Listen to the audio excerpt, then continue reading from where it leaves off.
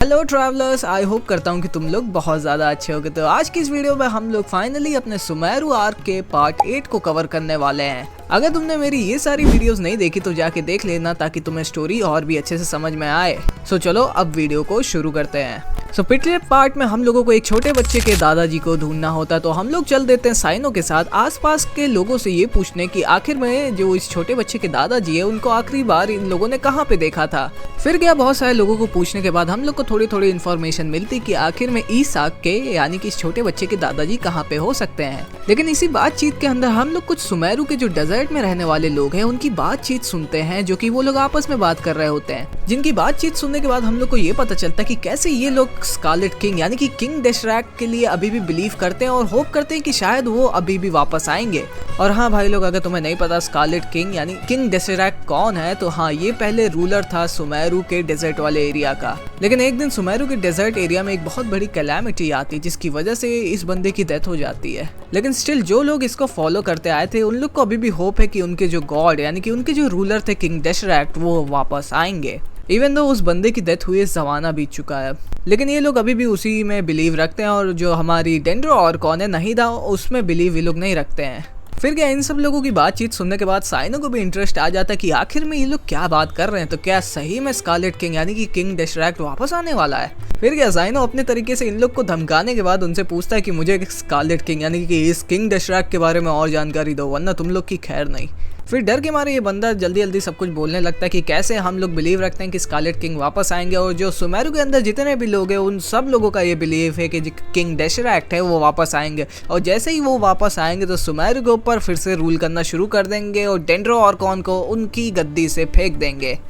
और इस बंदे की बातचीत सुनने के बाद हम लोग को ये चीज़ तो रियलाइज़ हो जाता है कि इन सारे लोगों को किंग डेशरैक के ऊपर तो बहुत बिलीव है, लेकिन ये लोग डेंड्रो और कौन यानी कि हमारी जो नहीदा है उनके ऊपर कोई भी बिलीव नहीं है, उनको ये लोग बिल्कुल भी नहीं पसंद करते हैं। फिर क्या इन लोगों की बात सुनने के बाद हम लोग फिर से चल देते हैं ईसाक के साथ उसके ग्रैंडफा को ढूंढने के लिए। ट्राई करते हैं कि आखिर में वो गया कहाँ है। और जितने सारे लोगों से हम लोगों ने बातचीत की थी उनके हिंट्स को कनेक्ट करने के बाद हम लोग एक रास्ता फाइनली ढूंढते हैं जहाँ पे क्या पता ईसाक के ग्रैंडफा हो सकते हैं। फिर क्या थोड़ा बहुत इन्वेस्टिगेशन करने के बाद और बहुत सारे हिंट्स को देखने के बाद हम लोग को फाइनली कुछ लोगों को पैरों के निशान देखने को मिलते हैं, तो हम लोग चल देते हैं इन सारे पैरों का निशान को फॉलो करते हुए और सोचते हैं कि कहीं ना कहीं तो ये पैरों के निशान हमको लेके जाएंगे ही।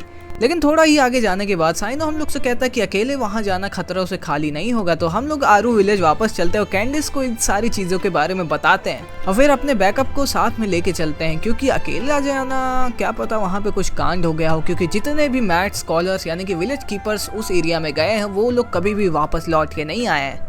फिर क्या हम लोग चल देते हैं कैंडिस के पास और हम लोग देख सकते हैं कि उसके साथ डिया भी है, तो हम लोग डिया और कैंडिस को बताते हैं जो जो चीज़ हम लोगों ने इन्वेस्टिगेट किया और फाइंड किया। लेकिन मुद्दे की बात तो ये कि डिया हम लोग को बताती है कि अलेथम अपना एक अलग ही इन्वेस्टिगेशन कर रहा है इस चीज़ के ऊपर, वो भी बिल्कुल अकेले। और हम लोग उनको ये भी बताते कि कैसे कोई इंसान है जो कि एक तरह का इंसेंस यानी कि एक तरह का सेंट को यूज कर रहा है, जिससे ये जो स्कॉलर्स आते हैं एकेडमिया के यहाँ पे उस स्मेल को सूंघते सूंघते ये सारे लोग एक तरह से उसके पीछे चलते जाते हैं।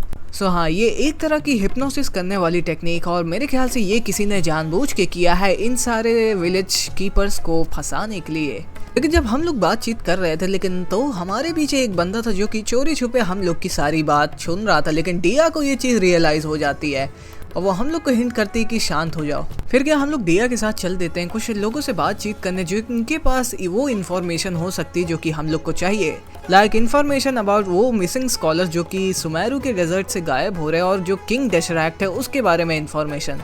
लेकिन इन्हीं सारी बातचीत के चक्कर में हम लोग इन एरेमाइट्स के झांसे में आ जाते हैं और हम लोग को ये चीज़ रियलाइज़ होती है कि ये लोग हम लोग के ऊपर जब से हम लोग सुमेरु डेजर्ट के अंदर एंटर किए हैं तब से नज़र रखे हुए थे, और ये लोग हमसे नहीं चाहते कि हम लोग वो मिसिंग स्कॉलर्स को ढूंढे और या ना कि किंग डेशरैक के बारे में कुछ और जाने।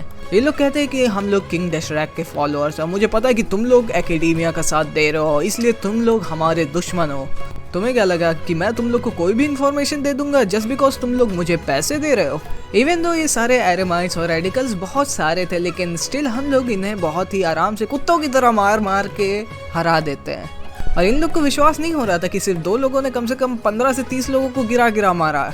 डिया कहती कि हाँ मुझे पता है कि मैं बहुत दिनों से लड़ी नहीं थी, लेकिन इसका मतलब ये थोड़ी ना है कि मैं लड़ना भूल गई हूँ। हाँ, तुम लोगों ने हम लोगों को कम आंक के बहुत बड़ी गलती की है बालकों। तो अब भुगतना तो पड़ेगा। फिर गया इन सारे लोगों का काम लगाने के बाद हम लोग फिर से चल देते हैं आरू विलेज में और इन सारे लोगों को हम लोग कैंडिस को दे देते हैं ताकि कैंडिस इन लोग को ठोक ठोक के और भी इंफॉर्मेशन निकलवा सके। फिर गया कैंडिस हम लोग को अंदर बुला लेती है। अंदर घुसने के बाद हम लोग देख सकते हैं कि कैसे इन तीनों लोगों की फटी पड़ी लग रहा अच्छा सबक सिखाई है कैंडिस इन लोग को। और हाँ, हमारे साइनो भैया ने भी कैंडिस को कुछ नए टॉर्चर करने के तरीके भी सिखाए थे। मेरे ख्याल से उन तरीकों का अच्छा काम आया है यहाँ पे। कैंडिस बहुत गुस्से में इन सारे लोगों से कहती है कि जो विलेज कीपर्स हैं वो भी इंसान है, वो हम लोगों की फैमिली है, वो कोई टूल नहीं है तुम लोगों के जिनको तुम लोग यूज करो अपने बेनिफिट्स के लिए। और तुम लोगों की हिम्मत कैसे होती है कि मेरे विलेज में आके मेरे ही लोगों को मेरे सामने से लेके जाते हो। अगर तुम मेरी जगह होते तो तुम लोग उन इंसान का क्या करते जो कि तुम्हारी फैमिली को तुमसे दूर लेके चले जाएं। और हम लोग देख सकते हैं कि कैसे ये लोग रहम की भीख मांग रहे होते हैं कैंडिस से। डिया कहती है कि तुम लोगों ने अपनी कब्र खुद से खो दी, अब तो भुगतना ही पड़ेगा। कैंडिस कहती कि तुम लोग सिर्फ डेजर्ट से नहीं है, मैं भी यहाँ डेजर्ट से हूँ। अगर तुम लोग जो कह रहे हो यानी कि अगर किंग डेसरेक्ट वापस आएंगे तो उसके रिजल्ट में कुछ नहीं होगा बल्कि एक वॉर होगा, war between the Dendro Archon and the king Deshret. और लड़ाई में किसी का भी फायदा नहीं होती है, इंसानों का लॉस होता है, मनी का लॉस होता है, सिविलाइजेशन का लॉस होता है, इंडस्ट्री का लॉस होता है, कल्चर का लॉस होता है और प्रॉफिट कहीं से भी नहीं होता है। मुझे पता है कि ज़िंदगी टफ हो सकती है लेकिन हम लोग को हमेशा नए रास्ते ढूंढने चाहिए ताकि हम लोग अपनी ज़िंदगी को आराम से जी सके और उसमें और भी बाधाएं ना डालें। और ये सारे लोग कहते हैं कि हाँ हम लोग मानते हैं जो आप कह रहे हैं, हमको माफ़ कर दीजिए प्लीज़, हम लोग आपको सब कुछ बताएंगे जो हम लोग जानते हैं, बस हम लोग को छोड़ दीजिए। कैंडिस कहती ठीक है मैं सुन रही, बोलो क्या बोलना है तुम लोगों को।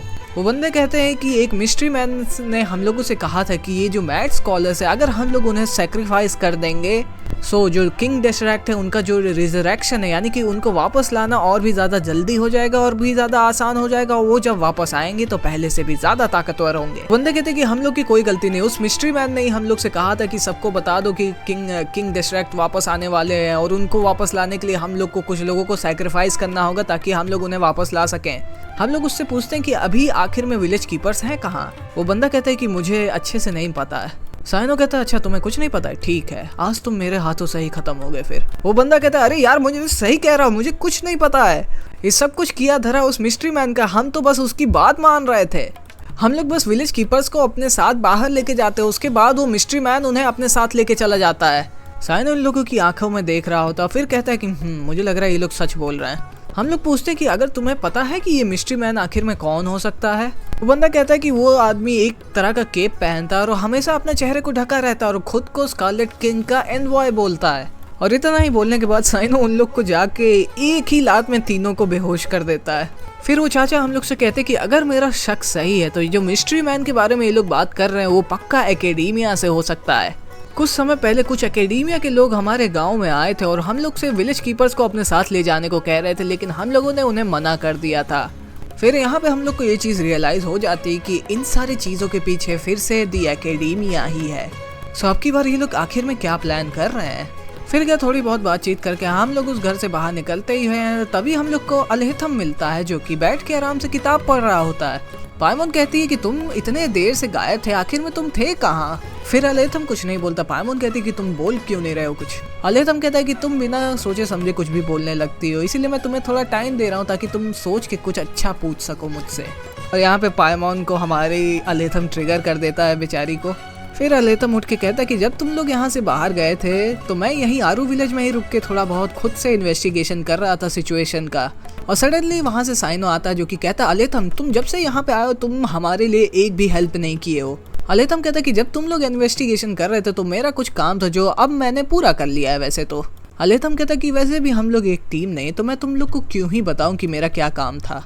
और वैसे भी अलग रास्ते पे जाने से एक तो फायदा है कि जो इन्फॉर्मेशन तुम लोग छोड़ दिए थे वो सारी इन्फॉर्मेशन मैंने गैदर कर ली है। साइनो कहता तो क्या सीखा तुमने यहाँ पे।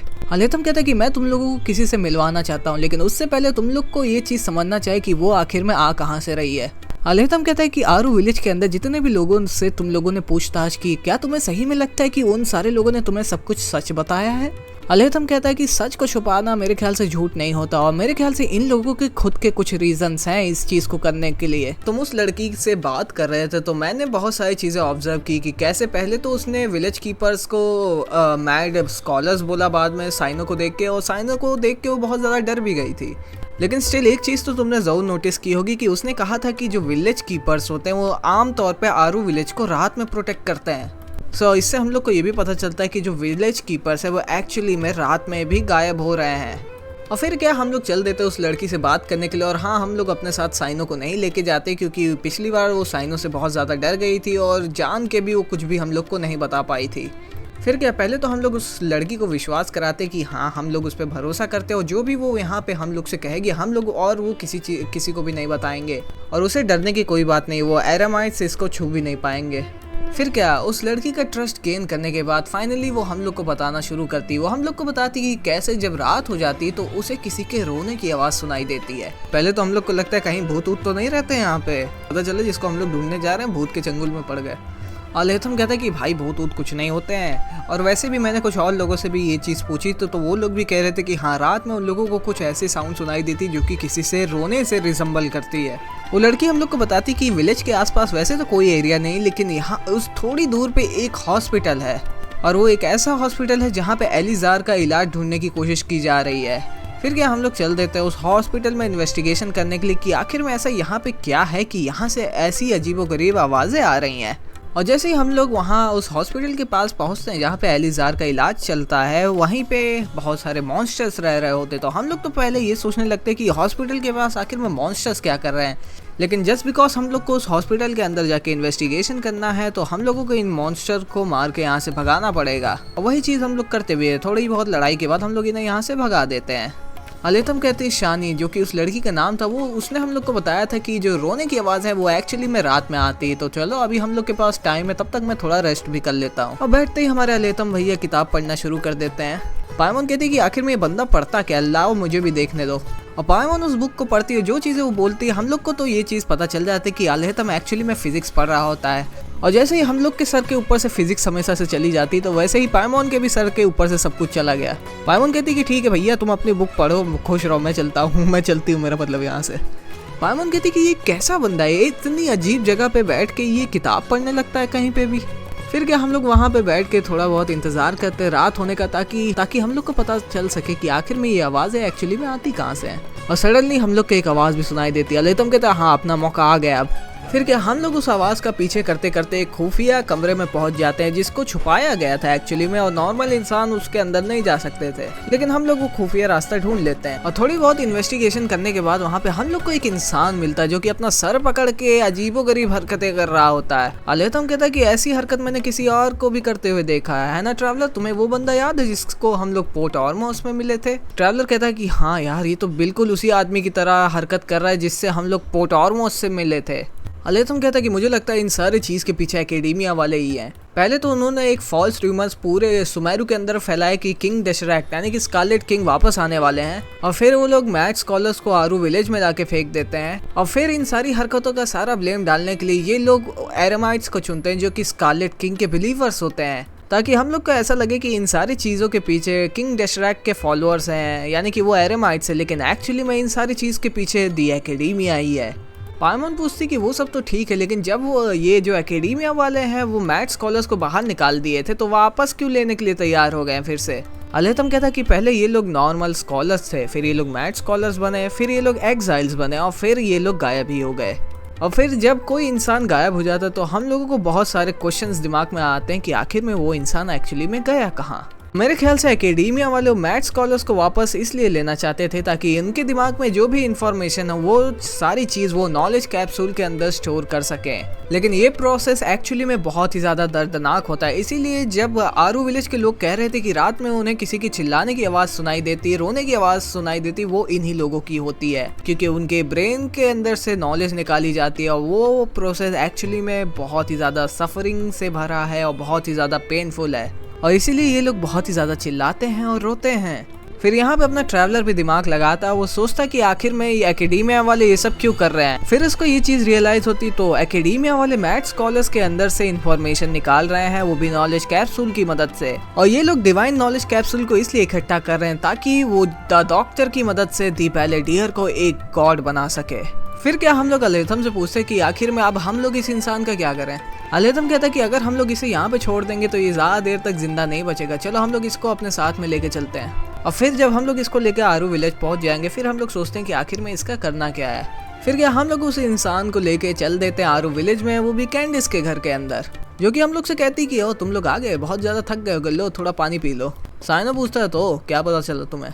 अलेथम कहता है कि हाँ मुझे पता कि मैं ईसाक के ग्रैंडफादर को तो नहीं ढूंढ पाए, लेकिन ये उन्हीं लोगों में से एक है जो कि एक्चुअली में गायब हो चुके हैं। और फिर हम लोग इन सारे लोगों को ये चीज़ समझाते कि क्या हम लोगों ने देखा और क्या क्या चीज़ें हम लोगों ने वहाँ पे फाइंड आउट की। साइनो कहता है अच्छा तो वो हॉस्पिटल के अंदर एकेडेमिया वाले डिवाइन नॉलेज कैप्सूल के अंदर नॉलेज एक्सट्रैक्ट कर रहे थे, ये लोग कभी भी नहीं सुधरने वाले हैं। वो सब तो ठीक है, लेकिन सारे एकेडेमिया वाले वहाँ से जितने भी डिवाइन नॉलेज कैप्सूल थे वहाँ से पहले से ही लेके जा चुके थे, जैसे कि उनको पता हो कि हम लोग यहाँ पे आएंगे और उनको देखेंगे। लेकिन एक्चुअली में उन लोग को पता कैसे चल रहा कि हम लोग कहाँ पे हैं और कब क्या करने वाले हैं। कहीं हम लोग में से कोई गद्दार तो नहीं है यहाँ पे जो कि एकेडेमिया वालों को सारी इन्फॉर्मेशन दे रहा है हमारे बारे में।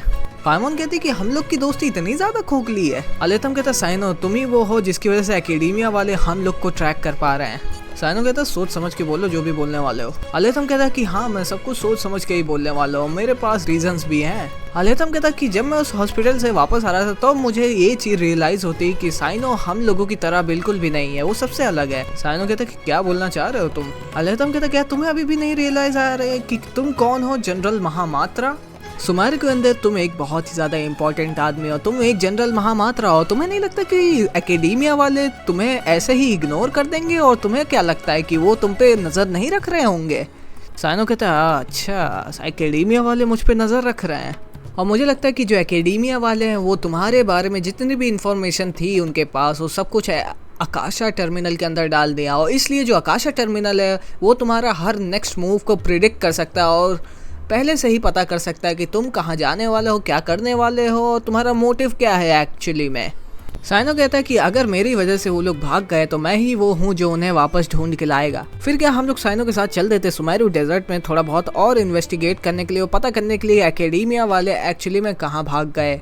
और हम लोग वहाँ से जा ही रहे होते तो तभी हम लोग को रेत के अंदर एक अजीब सा डिवाइस मिलता है, और अलेथम के हिसाब से यही वो डिवाइस है जो कि एक्चुअली में यूज़ हो रहा है ये जो मैथ स्कॉलर है उनके दिमाग से इन्फॉर्मेशन निकाल के डिवाइन नॉलेज कैप्सूल में डालने के लिए।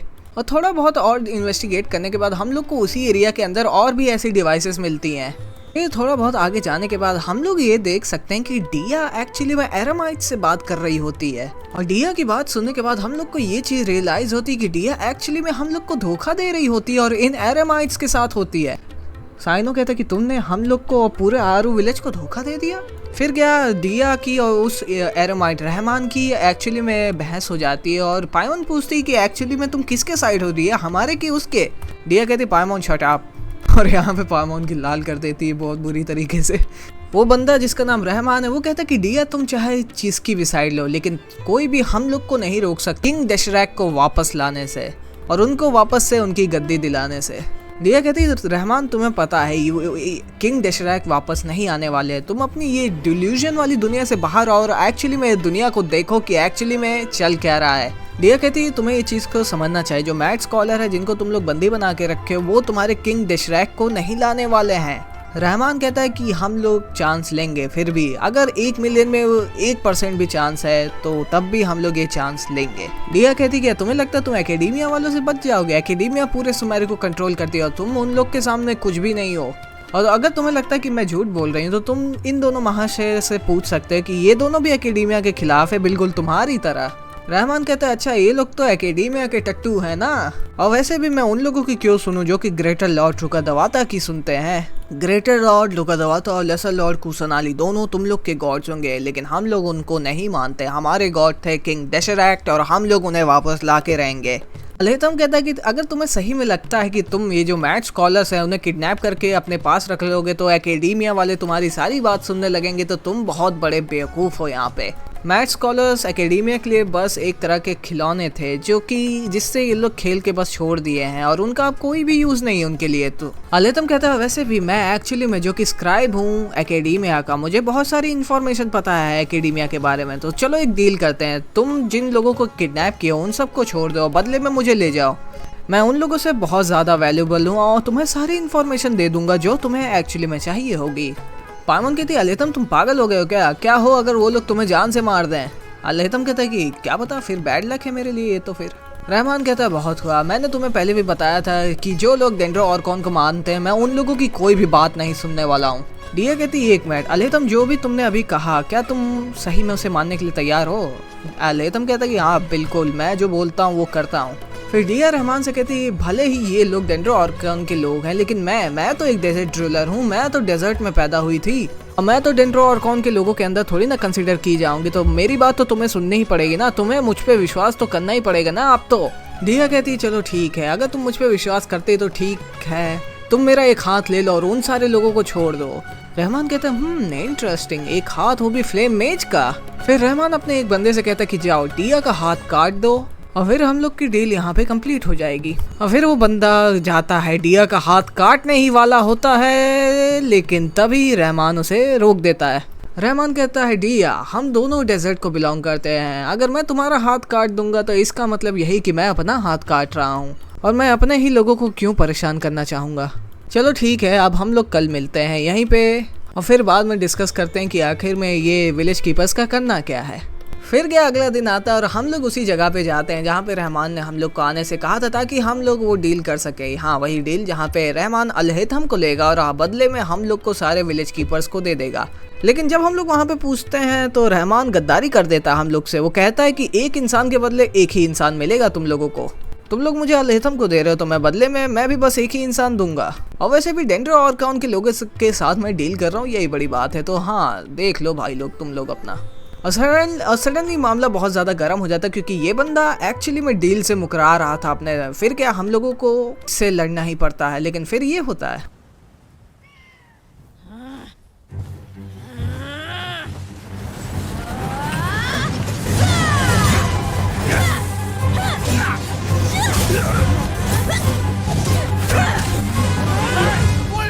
What do you think you're doing?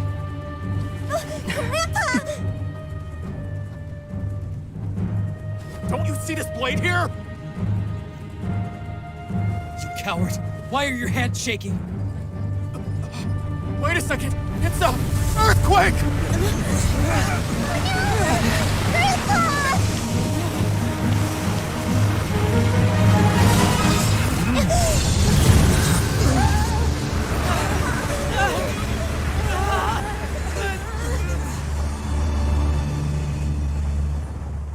और इस कट सीन के बाद हम लोग को ये चीज़ पता चलता है कि एक्चुअली में हम लोग उस रेत के अंदर इतना ज़्यादा चले गए थे कि हम लोग किसी अंडरग्राउंड जगह आके गिर गए हैं। पहले तो उठते ही हम लोग सारे जगह देखते हैं कि सारे लोग ठीक हैं कि नहीं। साइनो उठ के कहता है कि वो सैंड थी वो एक्चुअली में वहाँ से गिर गई थी इसलिए हम लोग यहाँ पे आके गिर गए। वो तो अच्छा वो ये विलेज कीपर था, इसने हम लोगों को बचा लिया और इसके अंदर से ग्रीन कलर की एनर्जी निकल रही थी जैसे आरू विलेज के लोगों ने बताई थी मुझे। और इसमें कोई दो राय नहीं कि ये लेसर लॉर्ड कुसनाली की पावर हो सकती है। अलहेतम कहता है कि लगता है कि हम लोग एक ऐसी जगह आके गिर गए जहाँ पे एक्चुअली में पहले कोई और नहीं आया है और ये बहुत ही प्राचीन आर्टिफैक्ट्स लग रहे हैं मुझको, बहुत ही प्राचीन स्कल्पचर्स और बिल्डिंगें हैं यहाँ पे।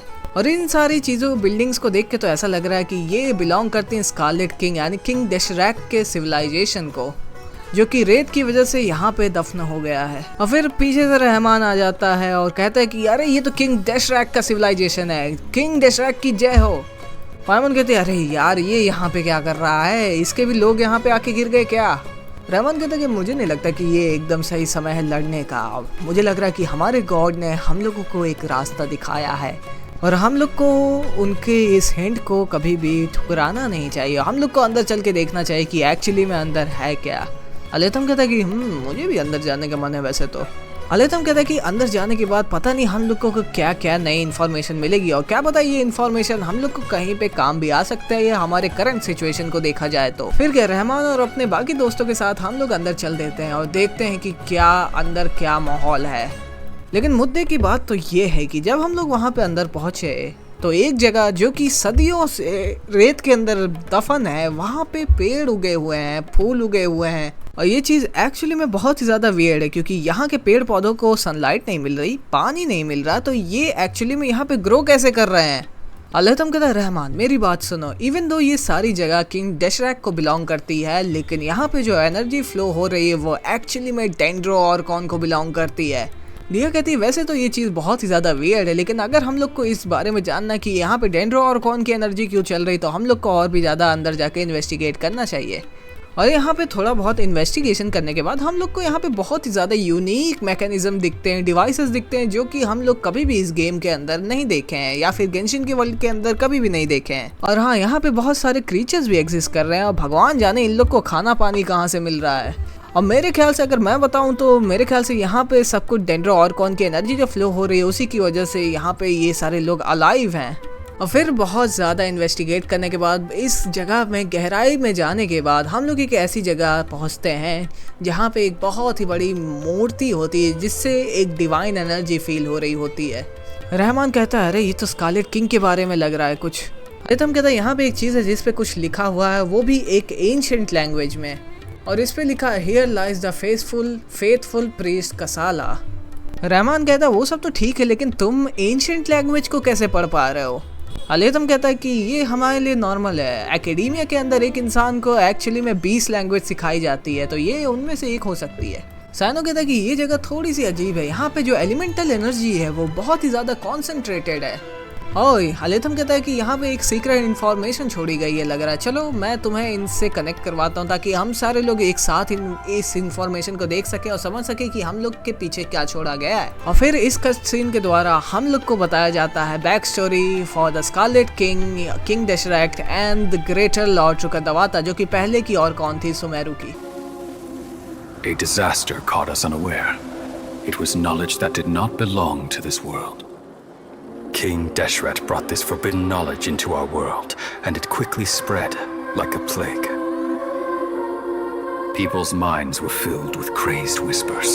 Dark gray scales spread across their bodies. Even the land was stripped of its vigor. Only a desperate, deathly silence remained. Were it not for Greater Lord Rukkhadevata from the forests, the damage would have been irreversible. She summoned the priests to build temples and infused into them the divine power of life. The disaster was miraculously tempered, and the embers of our civilization were preserved in Aru village. Alas, the miracle could not last.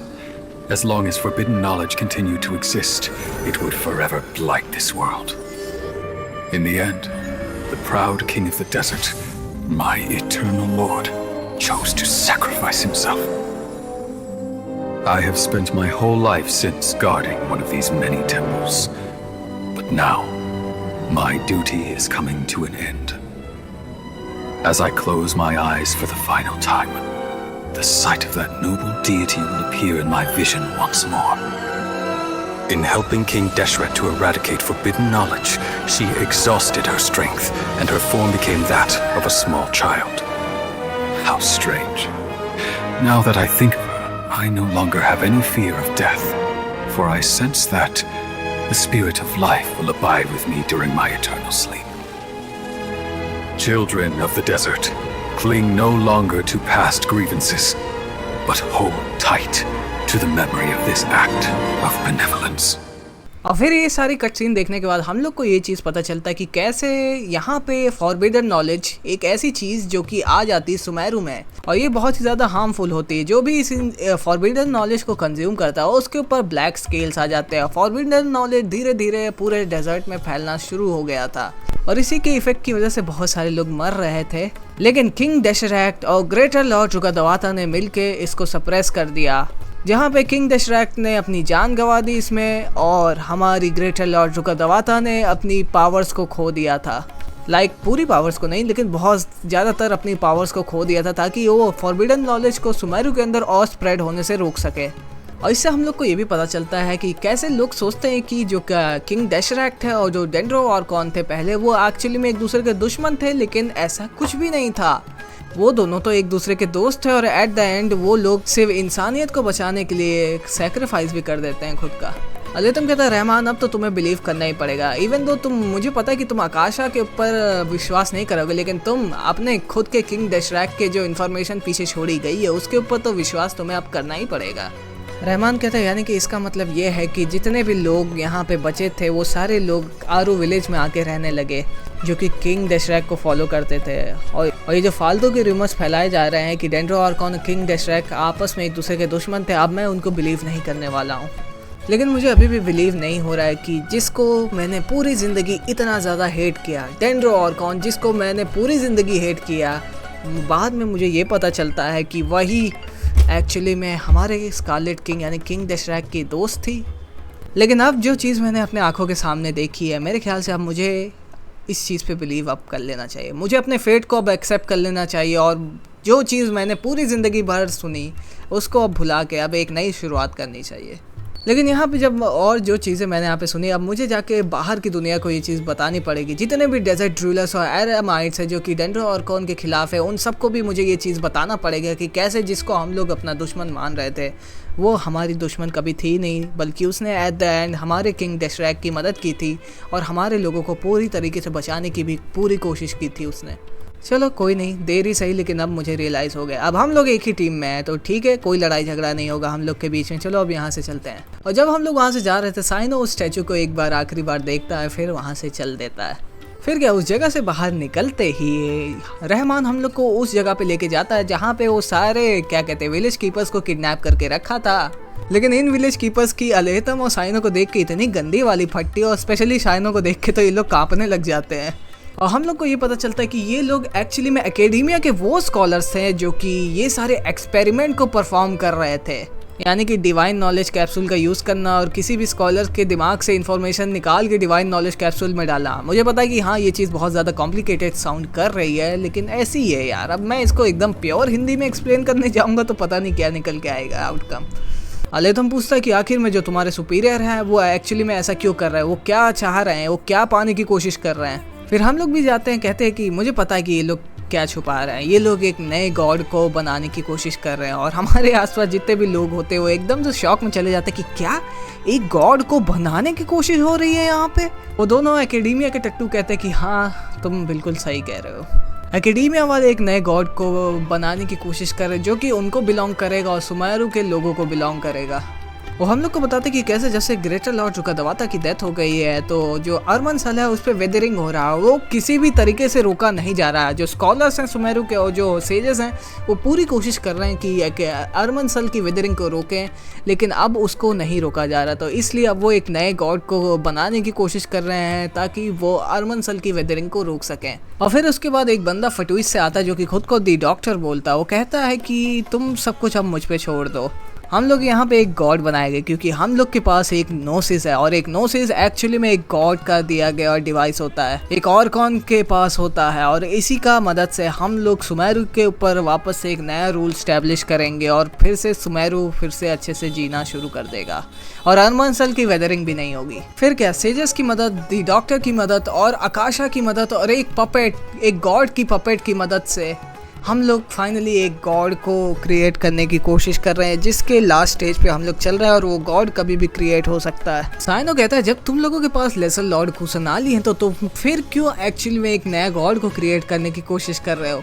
वो बंदा कहता है कि academia वाले laser Lord कुसनाली को कभी भी एक गॉड कंसीडर ही नहीं किए शुरुआत से ही। जब एकेडेमिया वालों ने लेसर लॉर्ड कुसनाली को पहली बार पाया था तो वो सोचे थे कि लेसर लॉर्ड कुसनाली बिल्कुल ग्रेटर लॉर्ड रुकादवाता की तरह वाइस होंगी और उनके पास बहुत सारा विजडम होगा। लेकिन जब हम लोग लेसर लॉर्ड कुसनाली की इसको इवैल्यूएट करते तो हम लोग को ये पता चलता है कि उनके पास कोई भी नॉलेज का भंडार नहीं है, उनके पास एक नॉर्मल इंसान का दिमाग है जिससे सेजेस की सारी होप्स चली जाती हैं। वो उन्हें कभी भी एक गॉड की तरह ट्रीट ही नहीं करते। और वैसे भी लेसर लॉर्ड कुसनाली का जो नोसिस है वो आकाशा को पावर देने में लगा रहता है, इसलिए लेसर लॉर्ड कुसनाली के पास ना ही ऑर्कॉन की कोई पावर है और ना ही कोई ज्ञान। फिर क्या, हम लोग इन लोग से बात करने के बाद वापस चले जाते हैं आरू विलेज में जहाँ पे हम लोग कैंडिस से बात करते हैं। कैंडिस हम लोग को बताती है कि जितने भी विलेज कीपर्स तुम लोगों ने छुड़ाए वो सारे लोग अपने घर जा चुके हैं और फिर से अपनी एक पीसफुल लाइफ को जी रहे हैं। और फिर क्या, ये सारे लोग जनता बैठ के चाय पानी करते हैं और चाय पानी में ही एक दूसरे से बहुत कुछ बातचीत भी करते हैं। और यहीं पे हम लोग का सुमेरु के ऑर्कॉन क्वेस्ट का पार्ट 4 यानी कि एक्ट 4 कंप्लीट होता है। तुम्हें ये वीडियो कैसा लगा मुझे कमेंट्स में ज़रूर बताना। मुझे पता है कि ये वीडियो थोड़ी सी लंबी पड़ गई क्योंकि लेकिन इसमें बहुत ज़्यादा इन्फॉर्मेशन थी। अगर मैं कोई भी इन्फॉर्मेशन मिस कर देता तो शायद तुम लोग को स्टोरी समझने में बहुत ज़्यादा प्रॉब्लम होती। और हाँ, अगर हम लोग स्टोरी को ढंग से कवर ही ना करें तो फिर मज़ा क्या है यार। सो हाँ, सब्सक्राइब, लाइक। मैं मिलूंगा तुम्हें एक नई वीडियो में, तब तक के लिए बाय बाय।